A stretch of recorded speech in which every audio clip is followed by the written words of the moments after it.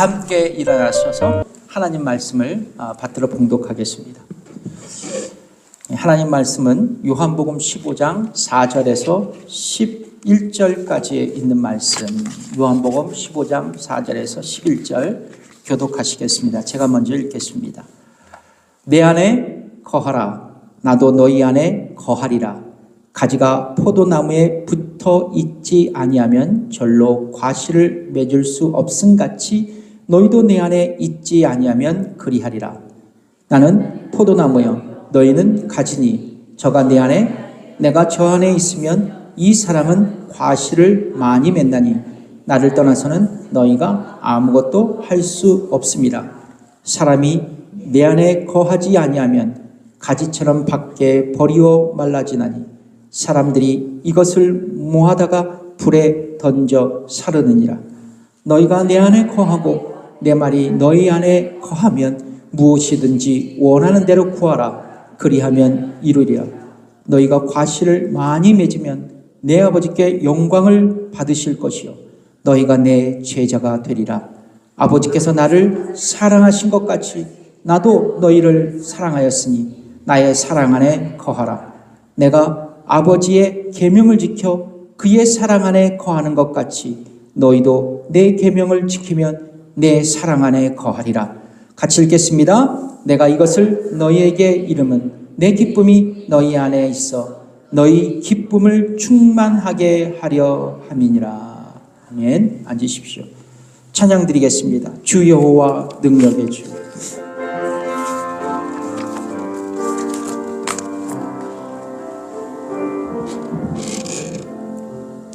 주 여호와 능력의 주 내 영혼의 치료자 말씀으로 날 고치시네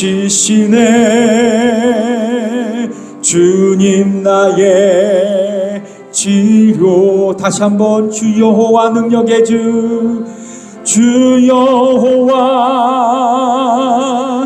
능력의 주 내 영혼의 치료자 말씀으로 날 고치시네 주님 나의 치료자.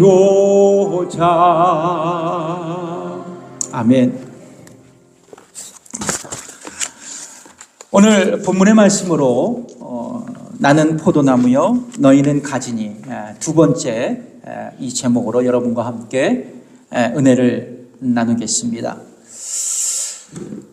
이집트와 페르시아를 정복한 이 알렉산더 대왕에게는 자신의 이름과 동일한 이름을 가진 한 병사를 갖고 있었습니다.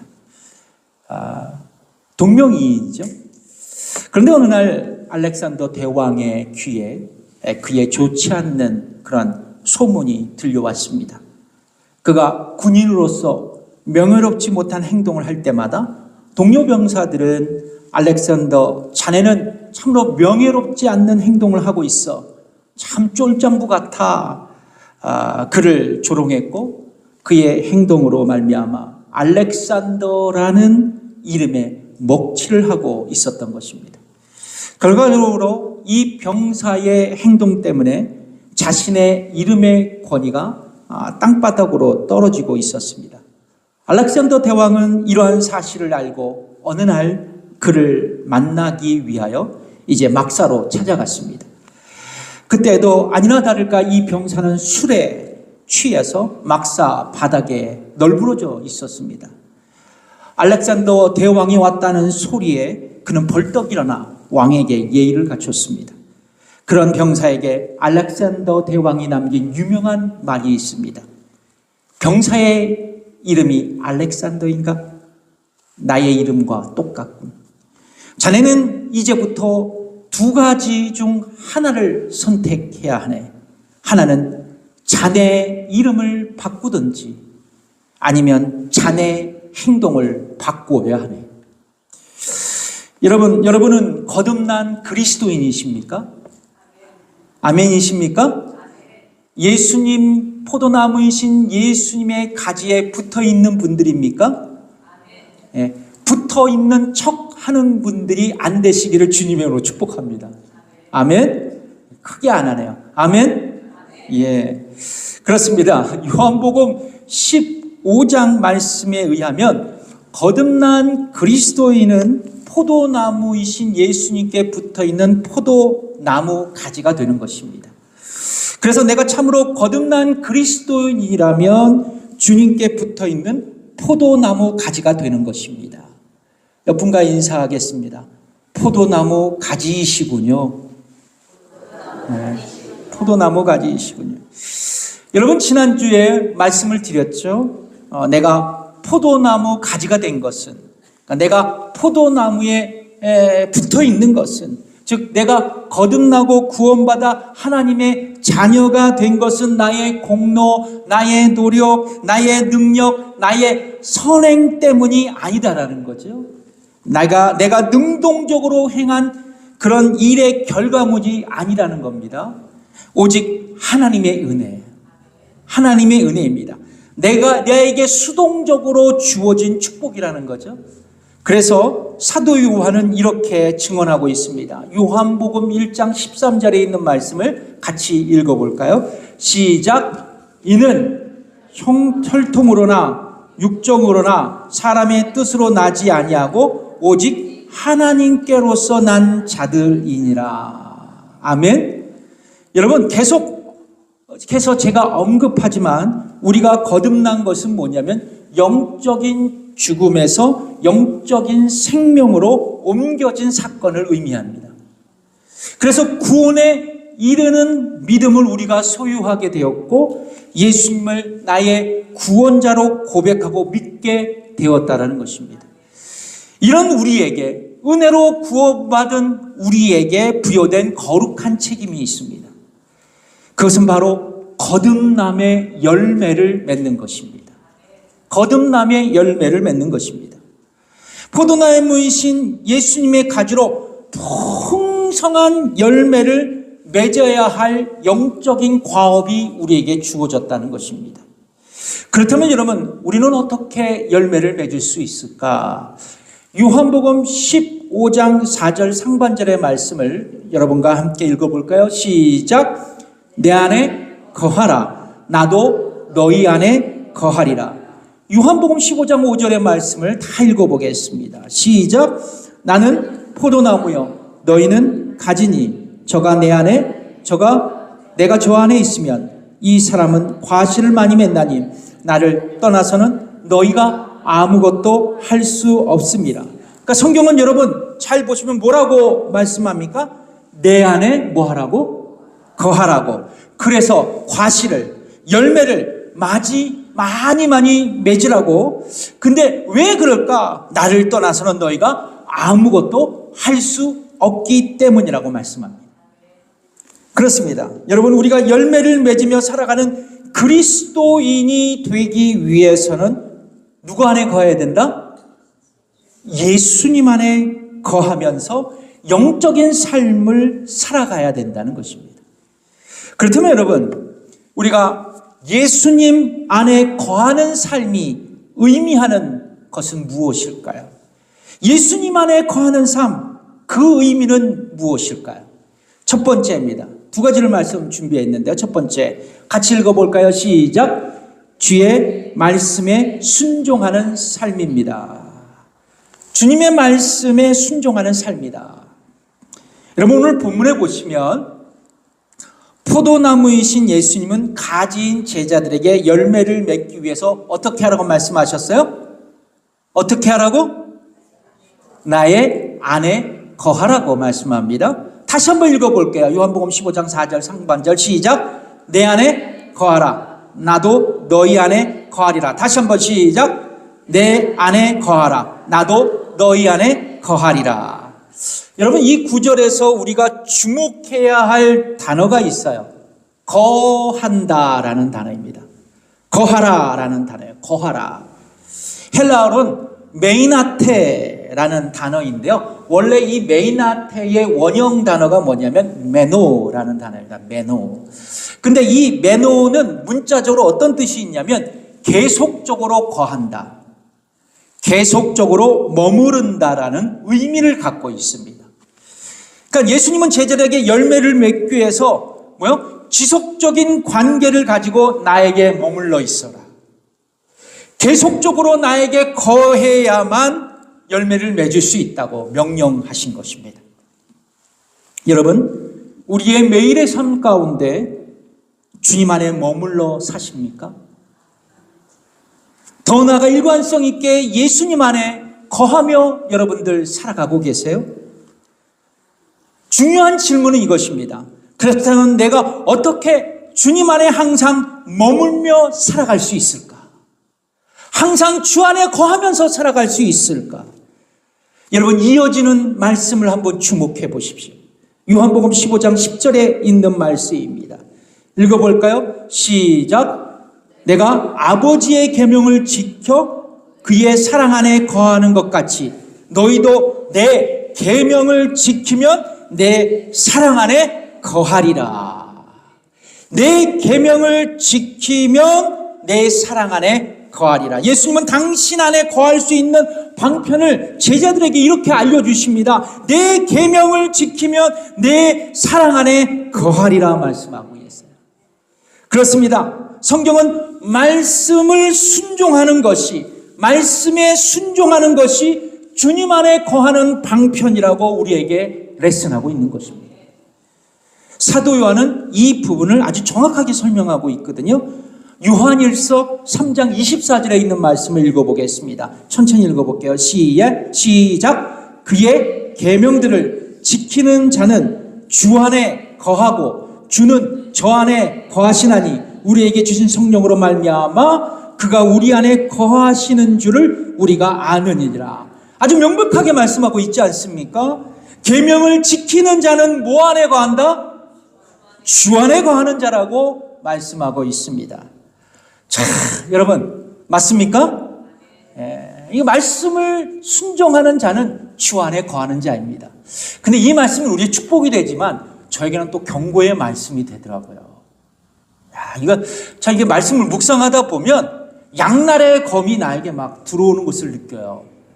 이 말씀을 역설적으로 한번 생각해 봤어요. 그럼 말씀에 순종하지 않는 자는 주님 안에 거할 수가 없는 거죠. 맞습니까?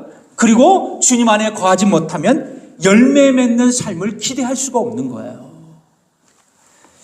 여러분, 예를 들자면 이거예요. 구약 성경에 보면 이스라엘 백성들을 뭐로 비유했냐면 포도나무로 비유했습니다. 뭐로 비유했다? 네, 포도나무. 그래서 유대인들에게 포도나무는 신학적으로 아주 중요한 영적인 상징물이었어요. 자, 시편에 보면 하나님은 포도나무인 이스라엘을 애굽에서 가져다가 열방을 쫓으시고 가나안 땅에 심으셨다고 말씀합니다. 그게 시편 80편 8절에 나오거든요. 읽어볼게요. 시작. 주께서 한 포도나무를 애굽에서 가져다가 열방을 쫓아내시고 이를 심으셨나이다. 그리고 가나안 땅에 살아가는 이스라엘 백성들에게 하나님은 포도나무로서 좋은 열매를 기대하셨다라는 거죠. 자, 그렇다면 하나님은 그들에게 어떤 열매를 기대하셨을까?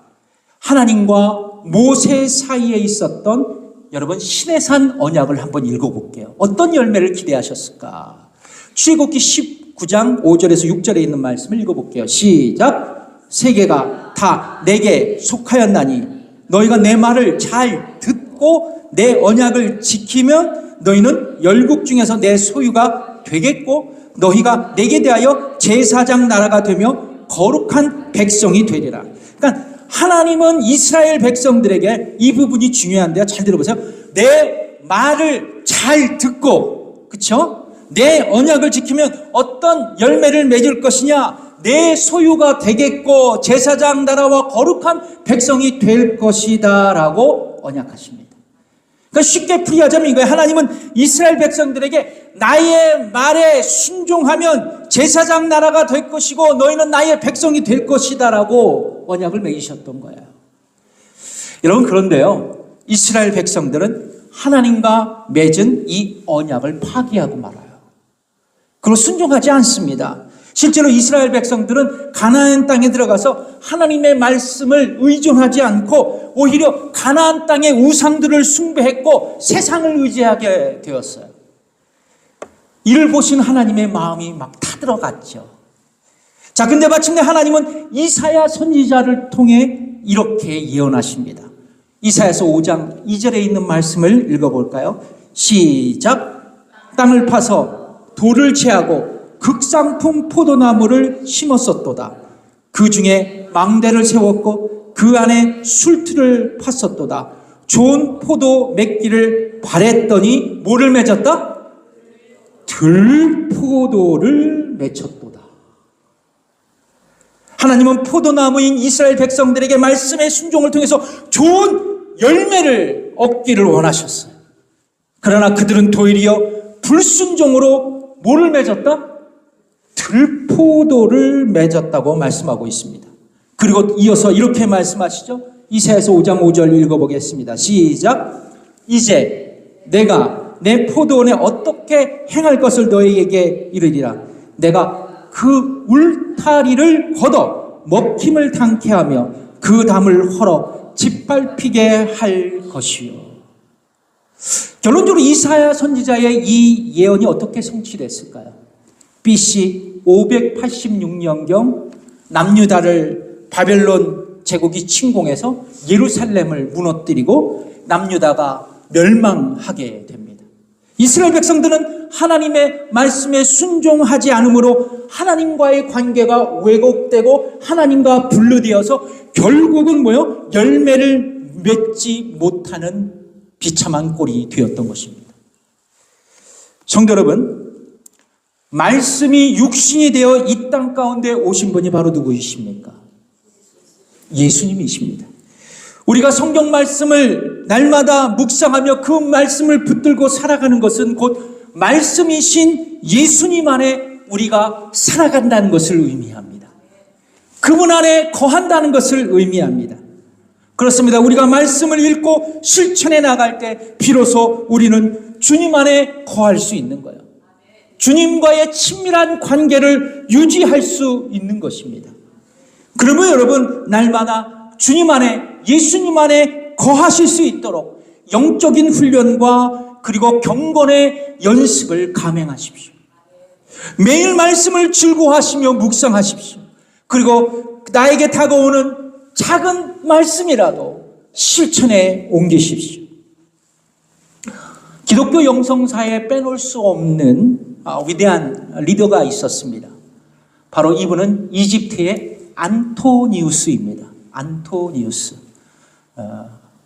자, 그는 이제 이집트 사막에서 홀로 고독을 즐기면서 말씀을 묵상했습니다. 그리고 예수님과 영적인 친밀한 교제의 삶을 살았던 위대한 수도승이었습니다. 그는 이렇게 고독을 즐기며 예수님 안에 거하며 살아갈 수 있었던 특별한 계기가 있었습니다.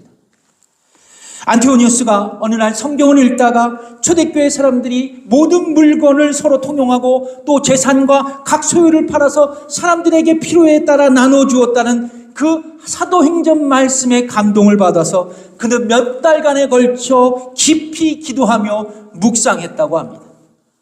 그러던 중 어느 날 마태복음 19장 21절의 말씀이 자기에게 다가왔습니다.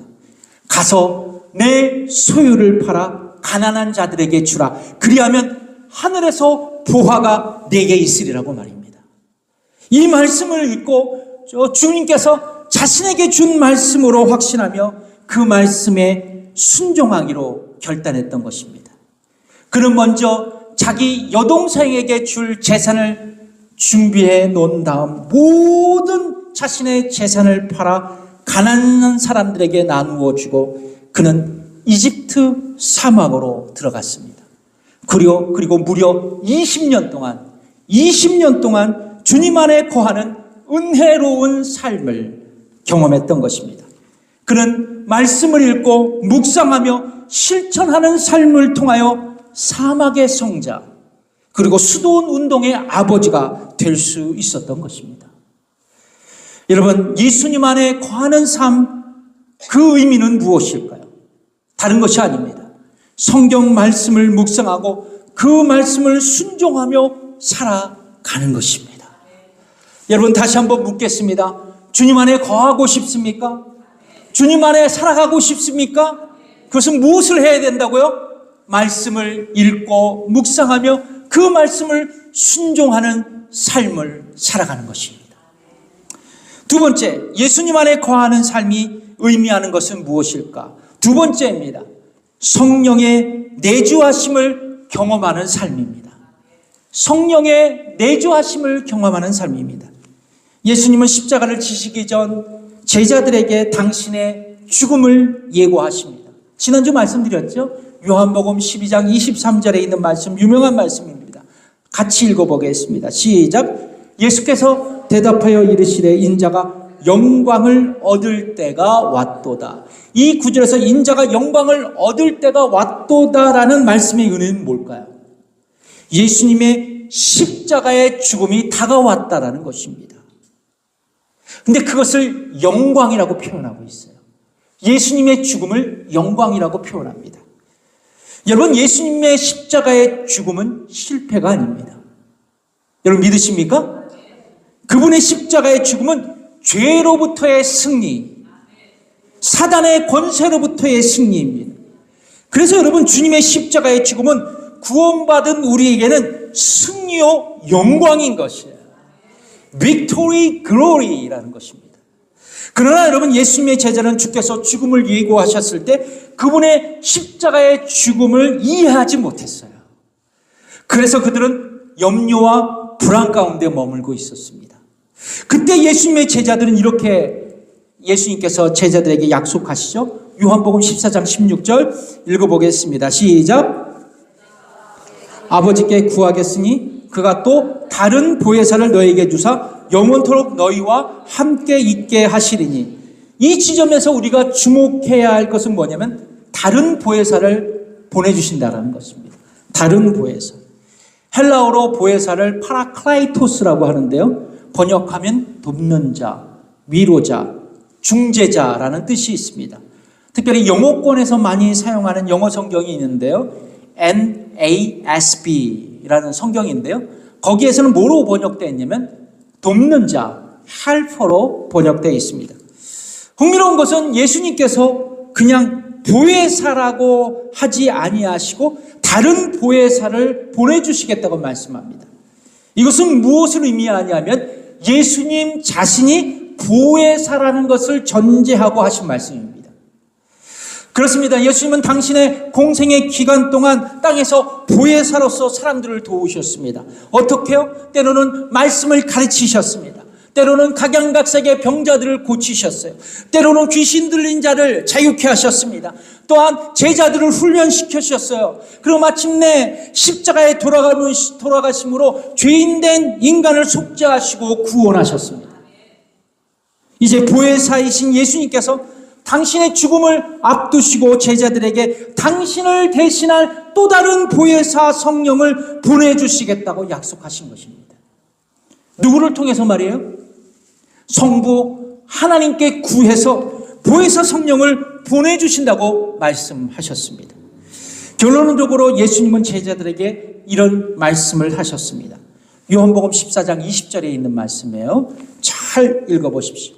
같이 읽겠습니다. 시작. 그날에는 내가 아버지 안에, 너희가 내 안에, 내가 너희 안에 있는 것을 너희가 알리라.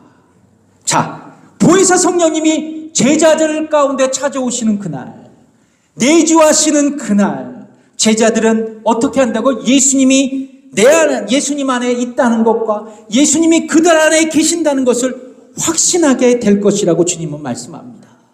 성령님이 찾아오시면 내가 주님 안에 있고 주님이 내 안에 있다는 것을 알게 될 것이라고 예수님은 말씀하고 있는 거예요. 그렇습니다. 주님 안에 거한다는 의미는 무언가? 거듭난 우리에게 성부 하나님께서 성령을 보내주셔서 예수님이 우리 안에 거하신다는 것을 알게 해주신 것이에요. 그래서 요한일서 3장 24절 하반절을 한번 읽어볼까요? 명백한 구절이 있습니다. 읽어볼게요. 시작. 우리에게 주신 성령으로 말미암아 그가 우리 안에 거하시는 줄을 우리가 아느니라. 성령이 계시기 때문에 여러분, 예수님이 우리 안에 거하신다는 것을 우리가 안다는 거예요. 여러분, 주님 안에 거한다는 것은 성령께서 참된 신자들에게 내주하신다는 것을 의미합니다. 그리고 내주하시는 성령님은 우리들에게 보혜사로서 돕고 계시고 우리가 그분의 도우심을 체험하는 거예요. 이것이 거듭난 신자들이 경험할 수 있는 축복입니다. 무엇보다도 여러분, 성령님은 우리 안에 거하시면서 성경을 읽는 우리에게 하나님의 말씀으로 들릴 수 있도록 마음의 문을 열어주시고 말씀을 가르쳐주시는 진리의 영이세요. 그러니까 우리가 성경을 읽을 때 내 지식과 내 능력으로 읽으면 안 된다는 거예요. 한번 요한복음 14장 26절의 말씀을 읽어볼게요. 시작. 14장 26절 시작. 보혜사 곧 아버지께서 내 이름으로 보내실 성령 그가 너희에게 모든 것을 가르치시고 내가 너희에게 말한 모든 것을 생각나게 하리라. 여러분, 성경의 저자는 누구세요? 성경을 쓰신 분은 누구이십니까? 성령 하나님이십니다. 그래서 여러분, 우리가 성경을 읽을 때 먼저 성령의 조명하심을 위해 기도할 수 있어야 돼요. 그러니까 성경의 저자인 성령님께 성경 말씀을 잘 이해할 수 있도록 가르쳐 주시기를 기대하며 성경을 읽고 묵상해야 한다는 것입니다. 그냥 읽으면 안 된다는 거예요. 작은 기도라도 적은 시간에도 기도하면서 성경을 읽어야 됩니다.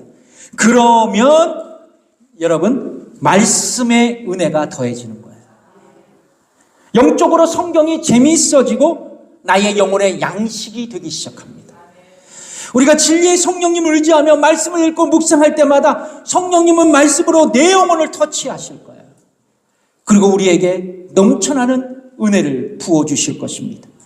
그리고 그 성경 말씀 한 구절 한 구절마다 나의 시선을 집중시켜 주시고 나에게 생명력을 더하셔서 거룩한 하나님의 자녀로 살아갈 수 있도록 나를 말씀으로 격려하기 시작하실 것입니다.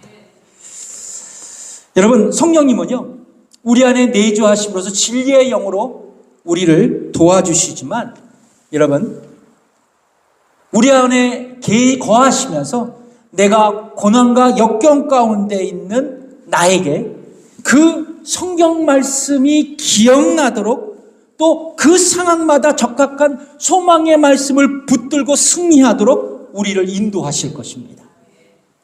여러분, 저와 여러분은 고난의 시간이 있습니다. 역경과 어려움의 시간들이 있죠. 그때 언뜻 불현듯이 생각나는 하나님의 말씀이 계십니까? 그리고 내가 어려울 때마다 성경을 펼쳐보면서 주의 말씀을 읽었던 기억이 있어요. 저는 제가 어려울 때마다 읽는 말씀이 있습니다. 제가 선택해서 읽은 거지만 영적으로 보면 성령님께서 나를 지도하셨기 때문이에요. 자, 사도행 이사야서 41장 10절에 있는 말씀을 저는 잘 읽습니다. 같이 읽어볼까요? 시작. 두려워 말라. 내가 너와 함께함이라. 놀라지 말라. 나는 내 하나님이 됨이라. 내가 너를 굳세게 하리라. 참으로 너를 도와주리라. 참으로 나의 의로운 오른손으로 너를 붙들리라. 여러분, 힘이 나지 않습니까? 고린도서서 10장 13절의 말씀을 같이 읽어볼까요? 시작. 사람이 감당할 시험 밖에는 너희에게 당한 것이 없나니 오직 하나님은 미쁘사 너희가 감당치 못할 시험 당함을 허락지 아니하시고 시험 당할 즈음에 또한 피할 길을 내사 너희로 능히 감당하게 하시느니라. 아멘. 또한 우리가 외롭고 고독할 때마다 성령님은 말씀으로 우리를 위로해 주시거든요. 저는 이 말씀을 자주 펴봅니다. 예레미야 29장 13절에서 11절에서 13절의 말씀입니다. 읽어볼게요. 시작. 나 여호와가 말하노라. 너희를 향한 나의 생각은 내가 아니니 재앙이 아니라 곧 평안이요 너의 장래에 소망을 주여 하는 생각이라. 너희는 내게 부르짖으며 와서 내게 기도하면 내가 너희를 들을 것이요 너희가 전심으로 나를 찾고 찾으면 나를 만나리라. 아멘. 네. 중요한 것은 이거예요. 그렇다면 여러분, 진리의 영이신 성령님, 우리는 어디서 만나고 그분과 함께 교제하고 성령님 안에 거하는 삶을 살아갈 수 있을까? 다른 게 없습니다. 성경이에요. 말씀입니다. 저와 여러분이 매일 말씀 읽고 묵상할 때 성령님은 그 말씀 속에서 진리의 영으로 정확하게 일하실 것입니다. 그리고 은혜를 우리에게 주실 것이에요. 그리고 나에게 소망과 기쁨이 넘쳐날 것입니다. 여러분, 우리가 포도나무이신 예수님께 붙어있는 가지가 되어서 뭐를 해야 된다고요? 거듭난 그리스도인이 되어야 한다는 겁니다. 여러분 믿으십니까? 예, 그것이 기초예요. 근데 오늘을 한 걸음 더 나아가서 포도나무이신 예수님께 거하는 참된 그리스도인 신자가 되기 위해서는 뭐를 해야 된다? 주의 말씀을 읽고 즉각적으로 반응하는 삶, 순종하는 삶, 그리고 내 안에 내주하고 계시는 성령님을 붙들며 그분의 도움을 경험하는 귀한 은혜의 삶, 말씀의 삶, 성령 충만의 삶이 우리의 수레바퀴가 된다면 날마다의 체험과 그리고 우리의 신앙생활의 경험이 된다면 여러분 그것은 뭐예요? 내가 주님 안에 있습니다라고 고백할 수 있어요. 여러분 따라해봅시다. 내가 주님 안에 있습니다. 이 고백이 여러분들의 진정한 고백이 되시기를 주님의 이름으로 축복합니다. 기도하겠습니다.